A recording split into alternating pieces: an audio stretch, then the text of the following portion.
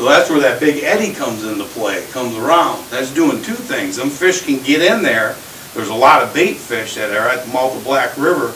Those walleyes are coming out, there's less current sitting in there. That water's cold, they don't want to burn a bunch of calories trying to fight that current. Later on in the year, when I find my walleyes in the river, where will they be? Over by the Esso plant. Because that's the first place that current's hitting, right by that Esso plant, and turning. Those fish will stack up there because all that bait and everything is going to get washed right over there along the Esso plant. So for you Canadians and a lot of us, some of us American guys won't even buy a Canadian license, but I would highly recommend it. That's a good area to fish in the summer and the fall. Okay, go ahead. You talked about changing colors on the body. What about the jig heads? Is there a difference in contrast? Well, in the spring you want a slow cadence, and we'll get into this further when we get into different styles of jig heads. I want that slow fall. I normally go with a 3/4 ounce ball-headed jig. I don't do a lot of colors. Of course, there's a million colors out there. Mark's Custom Jigs. He's a good friend of mine. He has a wide variety of jig heads and jig head colors. Sometimes I will match, you know, what do I got one match now? Again, this is on my Akuma rod. Looks very sharp. You can see on this one here, I got a pink jig head, again going with a pink body. I'll jump into this style when I start going out in the summer and the fall out above the bridge. Because now you're getting into crystal clear water, and we'll get into why the different styles of heads of what I do. But the springtime, 9 times out of 10, I go with a lead style of jig head. Or like this one, I painted, or actually I heated up with a blow, you know, I got torch, and I got that powder paint, I just dip my own. I'm always playing around with fishing, obviously, it's what I do. But as you can see on that one, it's just green pumpkin, and then I just change body color. Okay? Did somebody back there have a question? Are you looking for a particular temperature, or just change of temperatures in the spring? In the spring, I'm looking for the warmest water I can find. And that's 9 times out of 10, that water temperature is going to be warmer coming out of the Black River or something in that nature. Because of that runoff style of water, and then the cold water coming off of Lake Huron, 9 times out of 10, that's going to be a warmer water. So that's what you're going to want to focus in on, especially the springtime. How slow are you drifting? How slow? I'm trying to Completely vertical? I'm trying to stay vertical. And that's a good point, I really haven't pushed that, is when you're vertical jigging, I see guys doing this all the time. I don't care if you have electric motor or not, you have to just keep that line straight up and down. You just can't let this boat just drift and let the wind blow you all over the place. You're very rarely not going to get bit. I'm chasing my lure all the time. When I'm jigging and I see my line start going like that, I'm heading that way. I'm always following it. Boat control is very critical. I always try to keep the bow of the boat into the wind. So if we got a northeast or a northwest coming across that river, minimal chop, obviously there's days you just can't even get out there, but I hold that bow of that boat into that wind, so I'm always giving a little into that wind, you drift back, and you're trying, and let's say you're catching them, this happens a lot of times, I'm up in front of my boat and I'm catching them, and Ron and Jerry or whoever's with me is in the back by my Mercury, and they're not catching them. They're back here and they're not staying vertical like I am up here. So a lot of times we'll be right on top of each other. I'll be standing here in the motor, you know, by my motor guide, and I'll have 2 guys on each side of us, and we're staying right vertical, right by the bow of the boat. And again, go to YouTube and put my name in there, and there's some great half-hour shows on there. You can see how Carl and myself, we're standing right next to each other right at the bow of that boat, trying to stay vertical. It's real critical to staying vertical. If you're not, this lure isn't acting right. It's dragging along.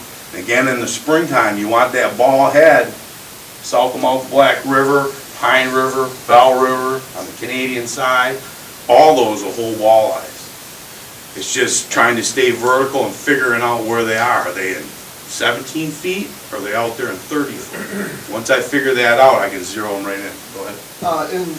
In trying to stay vertical, I've switched to a high bib line so I can see it better. Okay, yeah. run like a floral leader off of that. Sure. What's your best knot for braid Well, floral? yeah, and that's a good question. There's a wide variety of knots. For the guys just starting out, I would recommend getting the smallest style of barrel swivel and just shorten your lead up. You don't want a long lead so you reel it up, because if you hit that eye with that barrel swivel, you're going to blow that out every time. So it doesn't matter if it's even this far, 2 foot or something of that. And go with that small barrel swivel. Now there's a uni knot and some specialty knots. It depends on how good you are, but you can, again, YouTube or Google the different styles of knots for fluorocarbon and to braid. And there's knots that you have to use. If you just try to tie those two together, they'll break. Probably the best knot is the Albright knot for what's that? They got special Albright, regular Albright. I just put a regular Albright knot in. It's made right for for mono to braid. As you can see, Mick here, how he does it, he's tying direct. People with high wisdom? That's a fall deal. Yeah, in the spring, fall. I'll use a leader, but the fall is, they've got the feet bag on it, it don't matter. Yeah, they're just hitting it. Yeah. But I would definitely recommend, not tying direct with the bright neon green style of braids, if any of you guys are wondering what he's asking about. The braids come in like an orange and a chartreuse color, so you can visually see what that line is doing. But yeah, myself, if I were you, I would go to a small barrel swivel. You just tie to it and tie to it. But they got some awful small little barrel swivels. Once you do that, don't put a big gaudy one on there. I wouldn't recommend that. But go with a nice small one, and you'll be fine with that.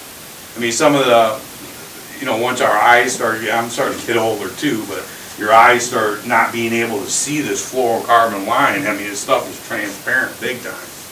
That's basically what he's asking. Trilene line that has color and it's supposed to be fluorocarbon. Yeah, there's a wide variety. Optic or whatever. Every year that's changing a lot on the line. But again, what I use strictly is the Trilene 100% fluorocarbon myself. Okay, go. You normally run the Trilene up the whole spool, or do you usually run a leader off it when you fish? Do you like use, The whole reel full? Yeah, or we use the a leader so you can. I know they both have low stretch. Yes. But Myself personally, Yeah. I fill it all with So you're not fluorocarbon. using clear line tip? No. Okay. No. Myself, I don't. A lot of the guys do that. The nice thing with the braid is you could fill this reel, and I'm sure this is mixed, had this on there probably a year or two, if not more. This braid lasts a long time. Okay. Well, on the pound test braid, I don't use much of it, but the times that I do it, I would use like probably an 8 pound, maybe a 6 pound. The thing with the braid, it comes in a much smaller diameter. But myself personally, I find that I can control my bait a lot better with fluorocarbon. It just cuts the water better. I don't know why. Some guys swear on the braid, some on the fluorocarbon, some on the mono. Myself personally, and again, it's not set in stone, I'm just giving you some ideas. When you talk about your spinning reel, manually closing it. Yes.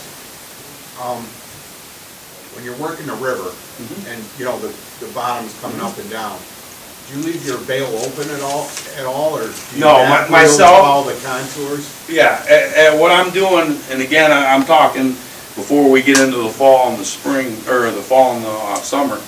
Basically, I'm like this. I hit the, I drop to the bottom. I flick my bail. If I pick it up and I don't have bottom, and I'm trying to stay on that contour line. Okay. This is where your electronics even come into play. These little new Lowrance units already come with a graph or a mapping system to it. Or you can buy chips. I think even Joel has a mapping chips and put them on there. It shows me where that contour exactly is. If I catch a fish in 20 foot of water, the next drift I'm not out 30. I'm trying to stay right in that 20. And a lot of times when I run back up or downstream, I'll start in that 20. It's kind of like my bass fishing deal. If I can start catching them in 25 foot on an inside bend, I can run 2 miles down to another inside bend, hit that 20 foot, and I'll catch them again. It's just where they're located and how that current's reacting. It's kind of like trout fishing. Again, when I go out in the river and vertical jig, I look at that river as a trout stream. Inside bend, outside bend. Where the rivers are coming out, that's going to hold bait. That's when the smelt are running up the river, springtime. They're cruising along, they hit the mouth of the Black River, boy, they're hunky-dory and happy. They get up there to that filtration plant, where do they go? They suck that wall all the way up to the Edison plant to get out to the lake, to get back out of Dodge. That's where the fish are going to be. If all the smelt and bait fish are up against that break wall, they're not out, the big fish aren't out in the middle of the river. They're going to be up against that break wall trying to feed on those fish. Excuse me. Any other questions, I John? think what he was getting at is how are you adjusting your depth level? Are you, Oh, okay. Are you, like I just pull drag. Yeah, some guys, and Okay. thank you, Mick. Some guys will have their drag a little bit loose and they can zzz a little bit, but myself, it's just a habit. I've been doing it for so long. I'll open, let a little out, open a little, let a little out. Same way, and we'll get into it here, and we got to keep this moving. Above the bridge. When we get on that Canadian side up the bridge, we'll start 28, 30 foot of water, and you can go a football field, now you're in 70 foot of water. So that's an extreme angle of the depth change. That I'm constantly changing. And again, if you go to YouTube and watch how myself and Carl do this, things to watch for is the cadence of how we're jigging, and you can watch how I manually open and close it. I'll jig 2-3 jigs, I'll manually open and close it. Manually open and close it. Once you get this down pat, it gets very easy. Then all of a sudden I'll catch one, 40 foot. I'll go to 50 and don't catch any. Well, my next drift, I won't run as far up, but I'll start 35 and go to 45. And I'll just bang, bang, bang, bang, bang, bang, and I'm back in the dock. While everybody else that I see out there just runs way out there and then drifts all the way to the bridge. Might catch one, and I already have my 6. Because of the electronics with the GPS, and I tighten up my drift. I know exactly, and we'll start getting into the summer and the fall out above the bridge. Lowrance or any type of electronics is critical. I know exactly where I drifted and where I caught fish. I can hit a waypoint, run back up, tighten that drift up, and I mean, we can just clean house. And then I'm back at the dock. It's a lot of times it takes me longer to idle up Black River than it does to catch my limit out there, especially at the mouth of Black River. There's that many fish in there, and once you figure these fish out, it doesn't take long. Okay? So now we'll start getting in, and I got to keep this moving because I can go on for days. Once water temperature, I find myself about 60 degrees, 55 to 60 degrees. The fish transition from the mouth of Black River up onto the American side above Lakeside Beach. Green buoy right there. There's a hole, kind of a smaller hole right in there. You'll see all the boats. I mean, it's not rocket science for all the guys. We get up above there, that's when we do a couple different things. We change into a narrow style or a slender head, either one of these custom mark heads. He has these new ones that are a little bit wider, kind of like a teardrop. Other things that I do myself is I take a ball-headed jig, I lay it on the concrete in my garage, I hit it a couple times with a hammer, and I turn it into a pill head. It's still a round ball head, it's just slender on the side. And the reason for that, it cuts the water better, so you're going to stay more vertical, especially up above the bridge. As all that volume of water is rushing into that mouth of Black River, that current's crazy down there. So you got to try to stay vertical. The only way you can do that is you got to use your electric motor and try to chase your bait. So as I'm jigging, I see my jig go that way, I'm chasing it constantly. This is where it really comes into play if Joe or my buddy's back by my Mercury. I'm staying vertical and he ain't. Because I'm moving my boat all over God's green earth trying to chase that jig. Again, your electronics come into play big time because you have such a vast water. I can pull up and say that blue umbrella up there at the beach and line up, but where on the distances? 5 feet this way or that way, or 10 feet this way or that way makes a big difference if you're going to catch these fish or not, above the bridge. So, again, I make the jig heads nice and slender. You'll find going from a ball head to something like this is night and day on staying vertical. These will work also down south of the Black River. Maybe some of your guys that are new at this can stay more vertical with a flattened style of head. Either one of Mark's that's narrow, and you see it, the eyelet on Mark's is offset a little bit further back, not towards the end. And here's the mix rod. But see how that stays pretty vertical, I mean, or horizontal that way, just tied on. So you're going to be able to stay a lot more vertical and chase it. It cuts the current a lot better. You're just going to have a faster fall in the springtime, where I like the ball head. If I was to use this in the springtime, I would be picking it up. And when I say pick it up, I'm not flicking it. I'm just picking it up a foot maybe. Hold it for a second and then drop it down. Pick it up, drop it down. Above the bridge, that's when I start darting it. Choo, choo. The water temperature is getting warmer, so now these fish are aggressive, man. You got 10 fish in a school, and I've seen some great videos on Facebook. On Brian's, he posts awesome videos. But you'll see all these walleyes, they're all stacked on each other, and all of a sudden if a bait comes by, they all race. It's kind of like perch fishing when you're ice fishing. You're jigging that little jig down there, and all these perch come in, and they all want it first. You know, I want it, or miss it, and they're hitting it. They're doing the same thing out above the bridge. That's where you're getting into these darter style heads that are shooting it. Now out there, I'll give it a good flick. So that's shooting over here and shooting over here. It's a reaction bite. It's kind of like they're sitting there and this comes by and poofs bottom and they bam, they just nail it. If they don't, you're gone. So these fish out there on a natural feeding, they only have a split second to either bite or not. That little minnow is going to say, hey, just hit me again, you know. He's out of there. If that fish doesn't grab that bad boy, that minnow's gone and he ain't eating. So they're very aggressive, and it's a aggression style of hit. So that's where these darter style heads come in. There's a wide variety of them. I normally again go with about 3/4 to 1 ounce. We're still on the American side in the springtime. Let's say it's about end of May, middle of May, depending on how long our winters are. The fish will be located on the American side, let's say by the green buoy in that area. Because of water temperature and the smelt, they're kind of migrating up the shoreline of Lakeside Beach, Harbor Beach. Joel's out there running planer boards or whatnot for salmon. Once the water temp kind of gets close to 70 degrees, 65 to 70 degrees, and boat traffic is the other thing. These fish will all, I mean, I've seen it in one day go from the American side, they'll switch to the Canadian side.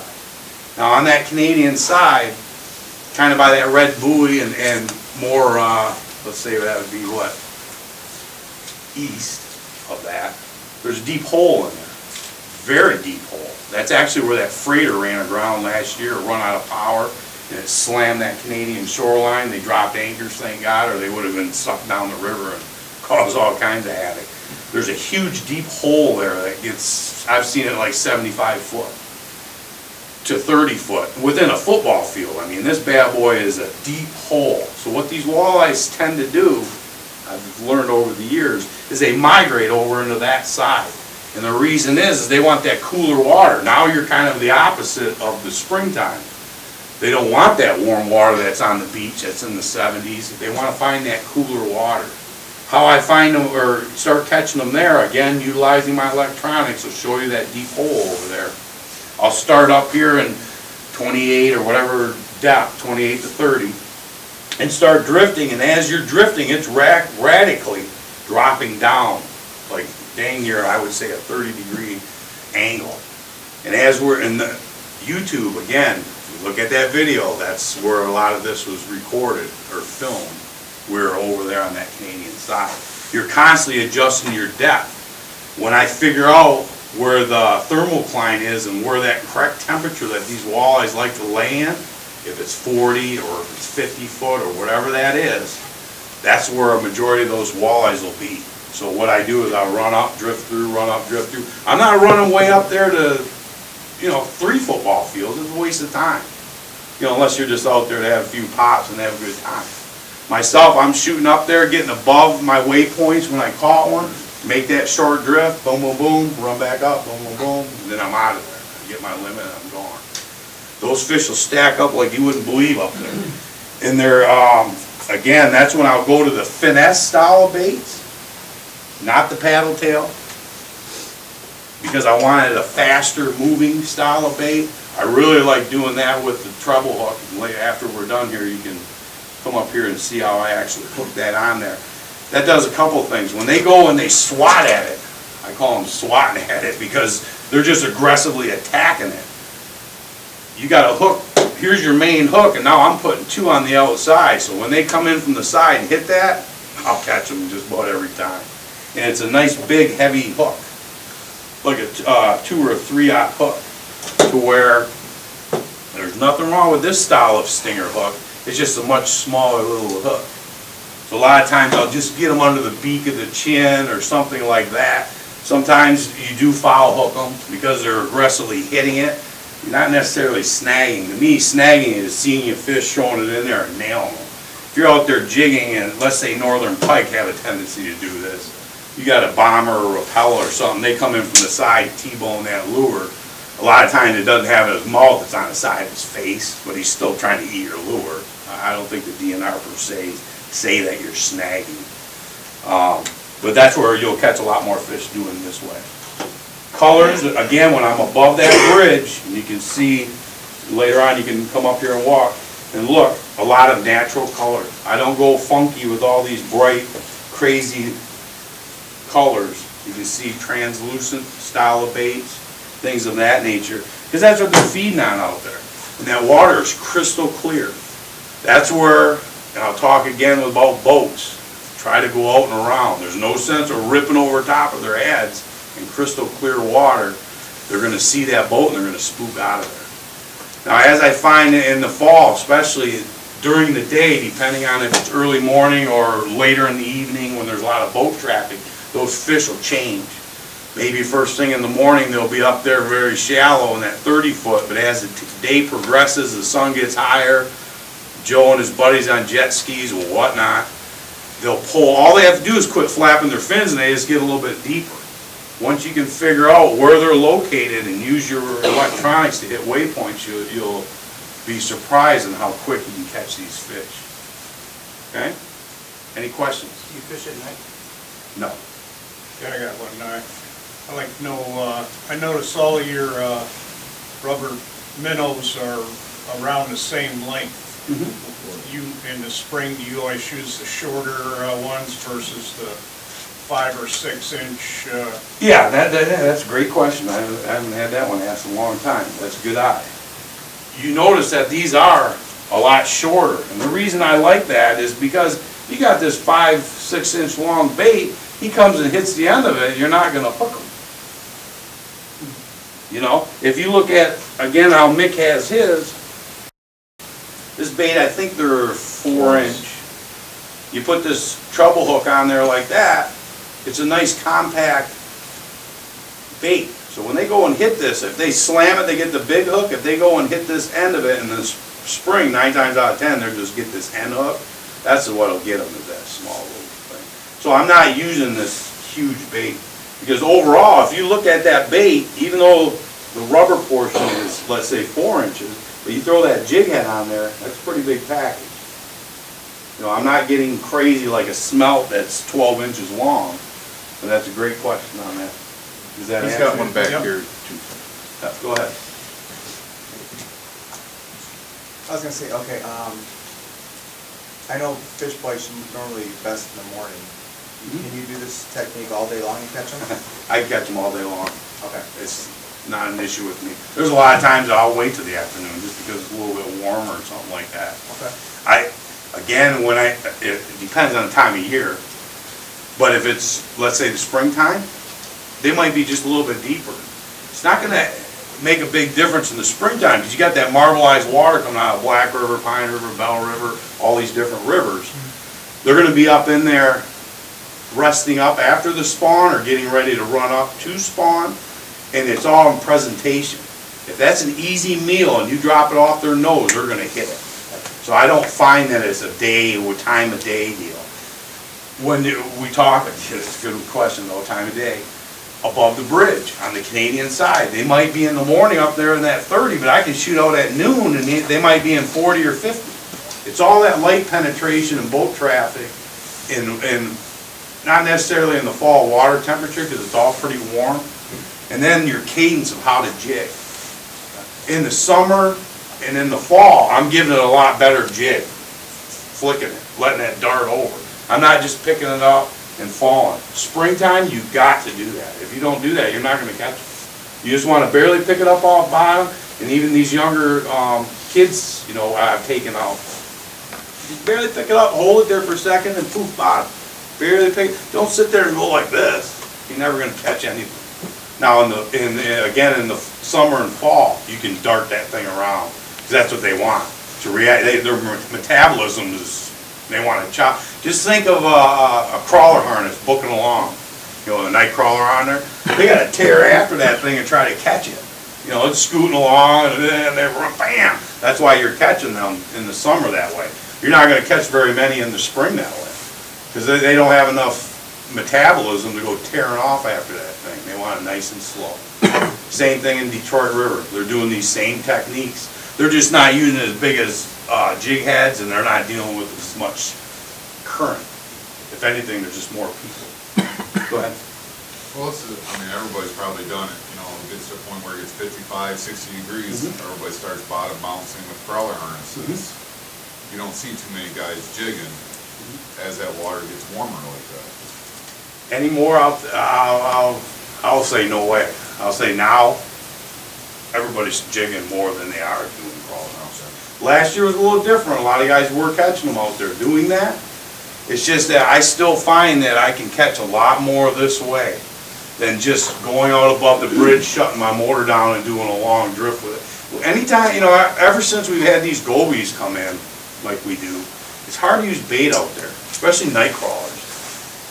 You know, you're getting attacked by gobies constantly out there, especially with night crawlers. I mean, I don't know what a lot of the other guys are seeing out there, but I find that myself, using these different techniques, I do it all year long. I'm sure some of you guys have seen me out there. I got a bright, sparkly red. And there's a couple times where, you see them up by the bridge, out by the buoy. I stayed by the Coast Guard station. I was the only boat there. I went out 3 days in a row. Oh yeah. Right behind the Coast Guard. There's a lot of snags there. Yeah. I'm not saying that won't work. I'm just trying to give you guys some other options to do instead of the old original crawler rig. Yeah. Now, years ago, you know, let's say even 10 years ago, that's all we did. Very rarely we vertical jigged like this. It's just progressively gotten more and more, and I think, not to toot my horn, but me coming in, talking with gentlemen like you and giving you some ideas and catching the fish that we do south of Malta Black River. Years ago, nobody ever fished there. You know, nobody was out there above the bridge doing these different techniques. We're talking 8 years ago, nobody vertical, a few guys vertical jigged. Yeah. It was the Detroit River. It's just picked up more and more and more. The probably last 5 to 8 years, we'll get into this, is jigging spoons. I started experimenting with these years ago, and I'm not tooting the horn saying it's all me or anything, but I brought this technique over myself personally. I learned it over on the other side of the state. I found that I was over in Saugatuck one time, and the guy had a jigging spoon like this. Joel carries a wide variety of them. And he was on a pier head, and he took that thing and he threw that thing all the way out there, and he let it go all the way to the bottom. This is over in Saugatuck. He takes a spinning rod, about 7 foot like this. He reels down to it, tightens up his line, and he just yanks it like that.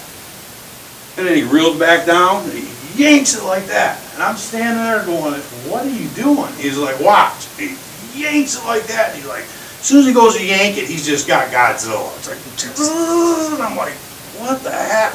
He had kits like this, like I do, or here's one of my spoons. This was even bigger. And he says, this is what they're doing off the pier head. This thing's laying on bottom in the sand. All of a sudden it comes up and then it goes whoop, whoop, whoop, whoop, down poofs bottom. This is heavy. This is like a 1 ounce. And then when you go to rip it again, it goes whoop, whoop, whoop, whoop, and then fish come in and they nail it. Well, when you go to pull it again, the fish is on. I sat there, and I mean, I'd cast after catch. He'd get a brown, a drum, a coho, and he was just catching all kinds of fish. And I was like, my God, I had never seen nothing like it. Never seen nothing like it. So I come over here, and again, I've been doing this for a long time, guys. I started trying to utilize this type of spoon out here to try to figure these walleyes out. So now in the late summer and fall, when this is the best scenario, again, you'll see this on YouTube with Carl, because I actually, and that when you guys do go on YouTube and see that, I use a bait casting rod, 7-foot medium action or medium heavy action, because I want a little bit heavier tip, and I use heavy line, like 14 to 17 pound test, and then one of these small little clips, not a swivel, just a clip. And I explained that on that video. Actually, on that video, I clipped that on there, on video, and I go, this is what you do, 3/4 ounce of that. I dropped that bad boy down, I flicked it about 3 times, and pow, there was a fish. Carl was like, what the heck? Those fish are reaction bite. When you use these spoons, and this was real hot a couple years ago, it's kind of petered out a little bit because a lot of guys are going to this. It's a lot easier. There's a lot of boat patrol with these spoons. I can sit there and this, I flick it off bottom, it poofs bottom, flick it. It's just a constant flick, poof, flick, poof, flick, poof. I'll go to flick it, or when it's falling, boom, they'll hit it. And I can clean up with these spoons. Oh, it seems like it sets hook, snags a lot. Oh no, you'll see on that video again with the Extreme Angler, I got them every time right on that beak of that Like mouth. when you're hitting bottom with that treble hook.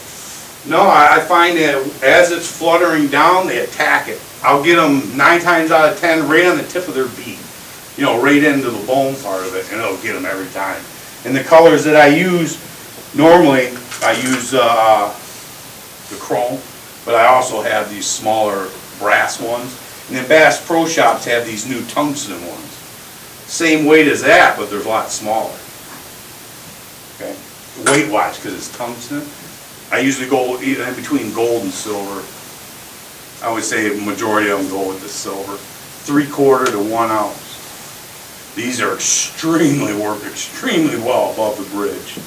I'll tear them up. I've had times where I go out there in one drift. I ain't kidding you. And I'll catch 6 walleyes and I'm out of there. I mean, that's how good them spoons are. You're going to have to learn how to use them, but they work. I think part of what he was asking, we've all experienced, is the amount of snags on the bottom. How do you keep that treble hook out of the snags? I just don't get the snags like you would think. Now, I've learned, again, above the bridge, I know all that. I have side imaging and everything. I have to see it all. It's all new technology.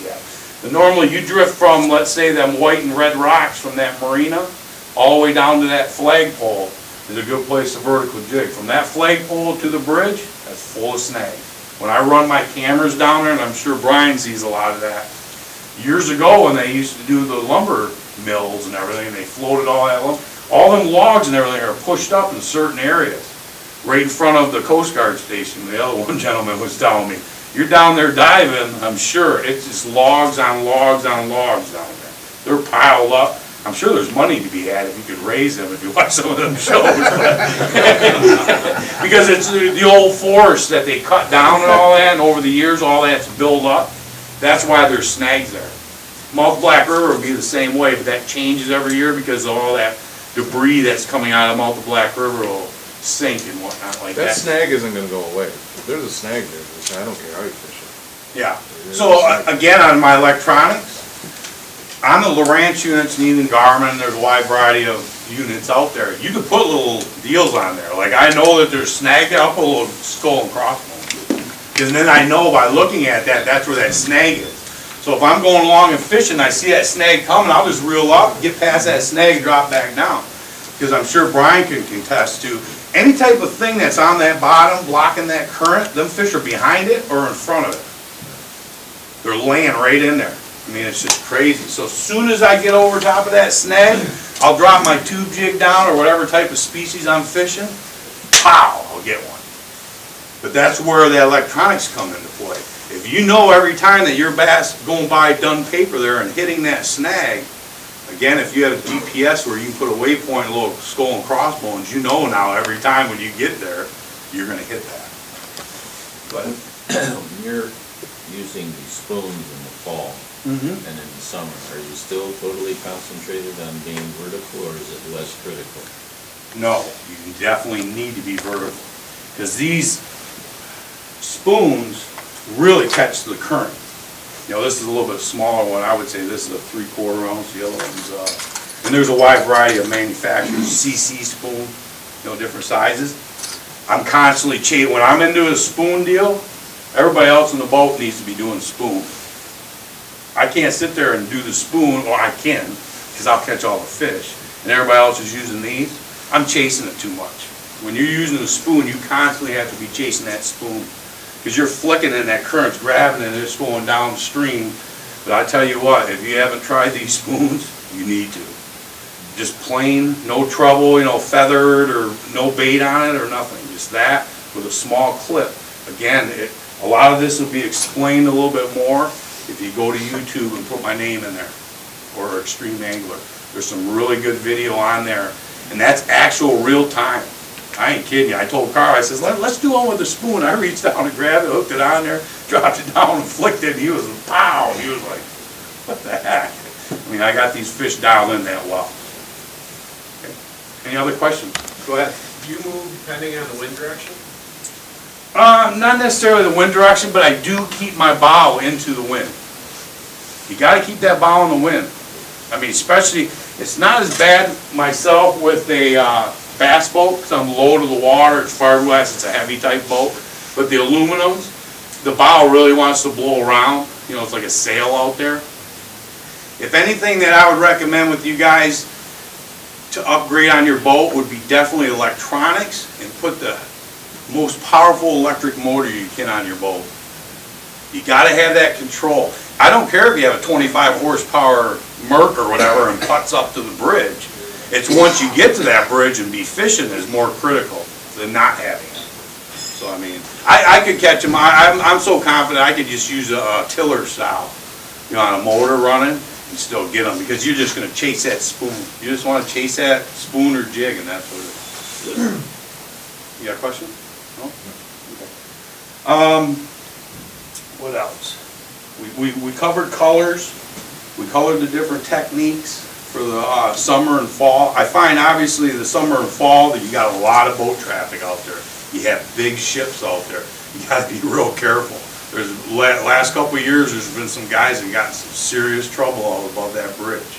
Because you're getting sucked into that bridge and you got a 1,500 footer coming in. I think there was a good video on that last year, them two Canadian gentlemen, elderly, and that ship T-boned that 16-foot boat right under the bridge, and it wasn't a good deal. So be very careful. For us American guys, if you're not aware of it, you definitely got to call into the border.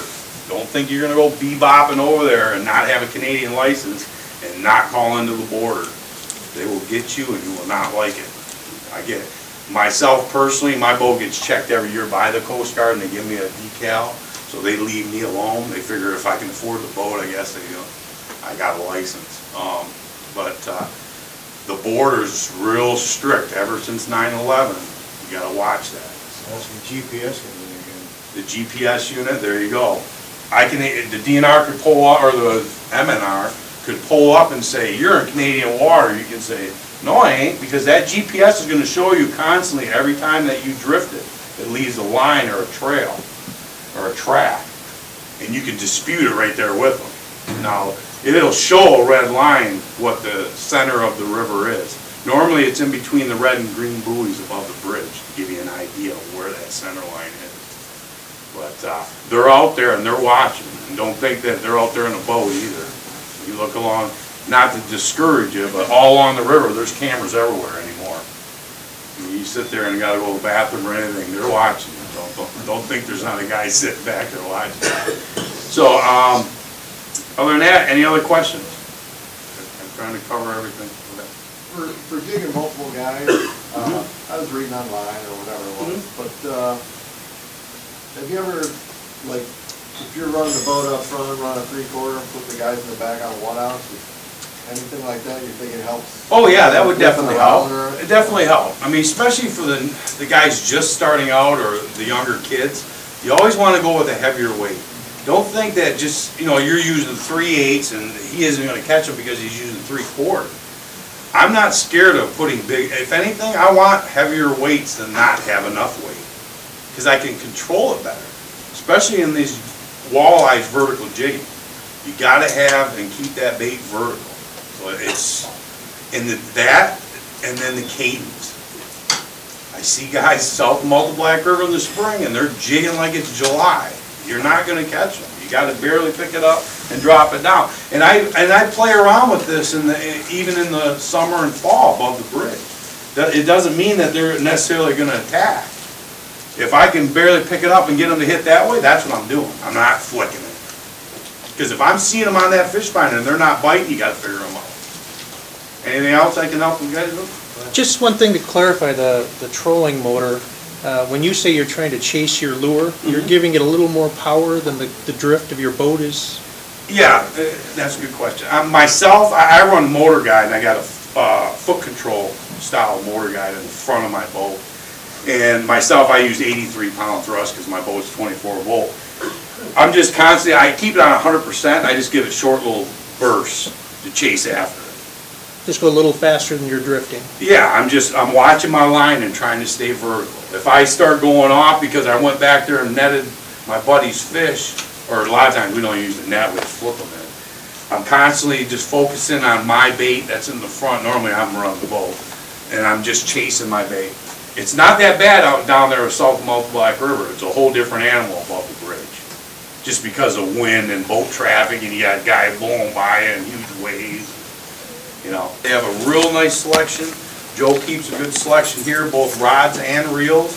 We're also online on akumafishing.com. And that's about it. I really appreciate everybody coming out here. If you have any questions, feel free to come up here and talk. I want you guys, all the speakers that we've had this year, they're all just local people.